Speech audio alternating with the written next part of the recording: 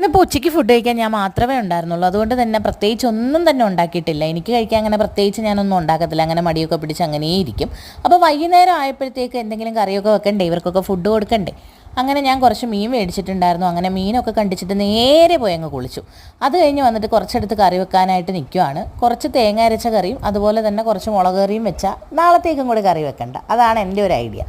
അങ്ങനെ എന്നെപ്പോലെ തന്നെ പണി ചെയ്യുമ്പം 2 ദിവസത്തേക്കൊക്കെ കറി വെച്ച് വെക്കുന്നവരുണ്ടെങ്കിൽ കമൻറ്റ് ചെയ്യണം കേട്ടോ. ഞാൻ മിക്ക ദിവസവും വൈകിട്ട് തന്നെയാണ് കറി വെക്കുന്നത്. എന്നിട്ട് തേങ്ങാക്കറി അടുപ്പത്തിരുന്ന് വേവുന്നുണ്ട്. ഈ ഒരു സമയത്ത് നമ്മുടെ മുളക് കറിയും തിളച്ച് വന്നു. അതിലേക്ക് മീനിട്ട് കൊടുത്ത് അപ്പോഴത്തേക്ക് തേങ്ങാക്കറിയൊക്കെ വറ്റി വരുവായി വന്നു. അപ്പോൾ നമുക്ക് കുറച്ച് മോര് കാച്ചിയതും കൂടെ ഉണ്ടാക്കാം. കാരണം കറിക്ക് എങ്ങാനും എരിവുണ്ടെങ്കിൽ എൻ്റെ മോള് വായി വെക്കത്തില്ല, പക്ഷേ അതിനകത്ത് മീനൊക്കെ തിന്നും. അതാണ് എൻ്റെ മോളുടെ ഒരു പ്രത്യേകത. അങ്ങനെ കുറച്ച് മോരും കൂടെ കാച്ചി, തേങ്ങയൊന്നും അരച്ചില്ല, ഒരു തട്ടിക്കൂട്ട് മോര് കാച്ചി ഇതും കൂടെ ഒക്കെ വെച്ചു. എന്നിട്ട് ഈ ഒരു സമയത്ത് നമ്മുടെ അപ്പം അഴുക്കായ പാത്രങ്ങളൊക്കെ തന്നെ അങ്ങ് കഴുകി വെച്ചു. എന്നിട്ട് ഞങ്ങൾ മുന്നിലൂടെ ഫുഡ് കഴിക്കാൻ പോകണം. അപ്പോൾ ഓക്കെ, അത്രയേ ഉള്ളൂ. ടാറ്റാ.